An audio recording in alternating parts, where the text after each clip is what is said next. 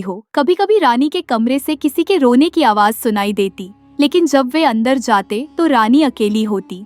राजा आदित्य ने भी रानी में बदलाव महसूस किया। उसकी आंखों की चमक गायब हो गई थी। वह ज्यादा समय अपने कमरे में बिताने लगी थी और बहुत कम लोगों से मिलती। एक रात रानी ने फिर से चिराग को रगड़ा। धुएं के बीच जीन्न प्रकट हुआ। मालकिन जीन्न ने गंभीर स्वर में कहा, आपकी आत्मा का बड़ा हिस्सा पहले ही खत्म हो चुका है। हर इच्छा आपको अंदर से खाली कर रही है। मैं आपको चेतावनी दे चुका हूँ, लेकिन आप रुकने का नाम नहीं लेती। रानी ने उसे घूरते हुए कहा, मुझे तुम्हारी चेतावनी की परवाह नहीं। मुझे मेरी इच्छाएं पूरी करनी है। मुझे खुशी चाहिए। इस बार रानी ने जिन्न से मांग की, मुझे वह खूबसूरती दो जो समय के साथ कभी ना मिटे। मैं हमेशा जवान और सुंदर रहना चाहती हूँ।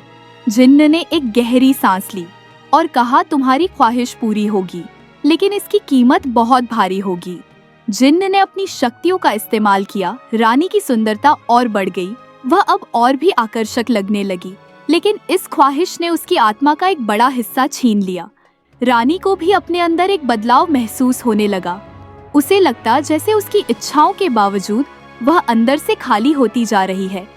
वह जितना ज्यादा मांगती उतनी ही अधूरी महसूस करती। एक रात रानी को एक अजीब सपना आया। उसने देखा कि वह सुनसान रेगिस्तान में खड़ी है। चारों तरफ कोई नहीं था। अचानक एक परछाई उसके पास आई और कहा, तुमने अपनी आत्मा का सौदा किया है। अब तुम अकेली हो। तुम्हारी इच्छाएं तुम्हें खत्म कर देंगी। रानी घबराकर उठ गई। उसे पसीना आ रहा था, लेकिन उसने इसे केवल एक सपना समझा।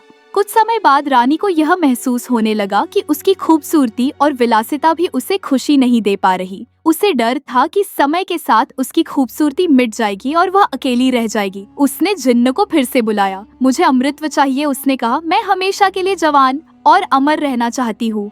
मैं कभी ना मरूं और हमेशा दुनिया पर राज करूं। जिन्न ने एक पल के लिए चुप्पी साध ली। फिर उसने कहा, यह आखिरी ख्वाहिश आपकी आत्मा का बचा हुआ हिस्सा भी खत्म कर देगी। आप अमर तो होंगी, लेकिन आत्मा के बिना आप सिर्फ एक खाली शरीर बन जाएंगी। क्या आप इसके लिए तैयार हैं? रानी ने सोचा भी नहीं। उसकी लालसा इतनी गहरी थी कि उसने बिना किसी झिझक के कहा, मैं तैयार हूँ। जिन्न ने अपनी शक्तियों का इस्तेमाल किया। कमरे में एक गहरा अंधेरा छा गया। रानी को लगा जैसे उसके अंदर से कुछ निकल रहा है। जब अंधेरा छटा तो रानी को महसूस हुआ कि वह अब अमर है। उसकी खूबसूरती और शक्ति अब हमेशा के लिए थी। लेकिन जल्द ही रानी को एहसास हुआ कि जिन्न ने जो कहा था वह सच था। वह अमर तो हो गई थी, लेकिन उसकी आत्मा पूरी तरह खत्म हो चुकी थी। वह अंदर से पूरी तरह खाली थी। उसे अब किसी भी चीज में खुशी नहीं मिलती थी। महल अब पूरी तरह शापित लगने लगा। नौकर चाकर ने महल छोड़ दिया। राजा आदित्य भी रानी के अजीब व्यवहार से परेशान होकर उससे दूर रहने लगा। रानी अकेली हो गई। वह अमर थी, लेकिन यह अमृत अब एक श्राप बन गया था। हर रात वह महल के गलियारों में भटकती रहती, अपनी खोई हुई आत्मा की तलाश में। आज भी उस राज्य में रानी समृद्धि का महल खड़ा है। लोग कहते हैं कि रात के समय वहाँ रानी की आत्मा की आवाजें सुनाई देती है। वह हर आने वाले को चेतावनी देती है, इच्छाओं पर काबू रखना सीखो। अगर तुम अपनी लालसा को नियंत्रित नहीं करोगे तो वे तुम्हें खत्म कर देंगी, जैसे उन्होंने मुझे खत्म कर दिया।